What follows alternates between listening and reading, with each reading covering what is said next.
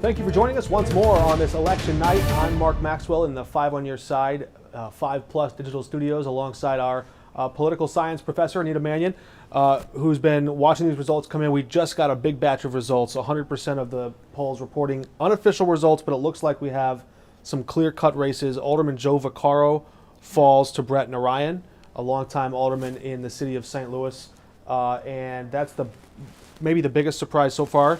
Yeah, but in that one we did have two incumbents matching up. Mm-hmm. So I think if Vaccaro was facing an experienced challenger, it would be even more surprising.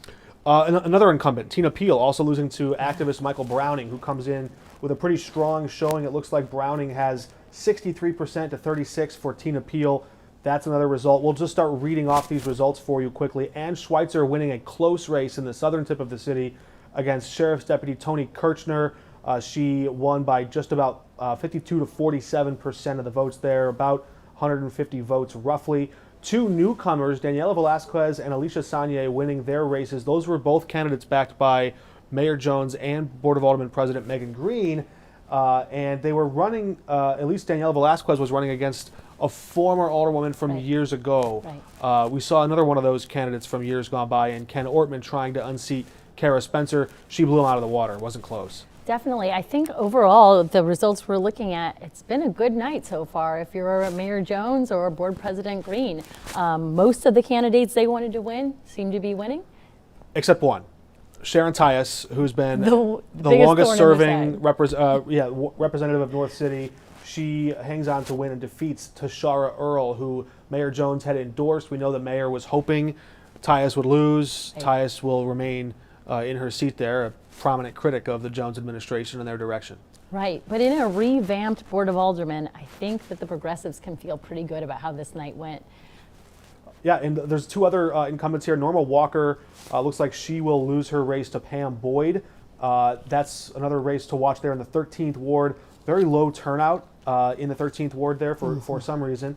But we can also look at the 14th Ward there. We talked about that close race. Rasheen Aldridge looks to have hung on to win by about 80 votes. Just about that. Yeah, very narrow margin. And again, how many times votes. We say every vote counts in these close races. Yeah, that was a tightly contested race. And again, the candidate that the mayor and the president wanted to win. And Congresswoman Cori Bush even endorsed in that race. She endorsed in a handful of races. That was one of them. Could have been a bump. We asked Ebony Washington the other day, does that make a difference? She goes, look, Cori Bush is a popular politician in this part of town. It could have made a difference of 70 votes. We'll never know, but that was a close race. It looks like, barring some major wave of provisional ballots, which would be quite out of the ordinary in a ward that small, right. It looks like Rasheen Aldridge will be seated. He'll give up his post. An interesting footnote, his seat in Jefferson City, where he serves now as a House representative, will remain vacant until after a special election is carried out and that new incumbent is sworn in, or that member is sworn in at the start of next year. So that whole seat will go unrepresented. That's right. They actually removed him from his committees in anticipation of this, so they had folks in place for those committees. We're also looking at a number of other issues on the Charter Commission. This is Prop C. It's on the razor's edge. It looks as though it may have passed with 60.08% of the vote. We can do some rough math here and try to figure out how many votes that came close to failing, but it looks like they got the 60% they needed just barely. If you start putting language around that, definitions around that, reasons for people to beat it up or not like it, well, it could quickly sink below that.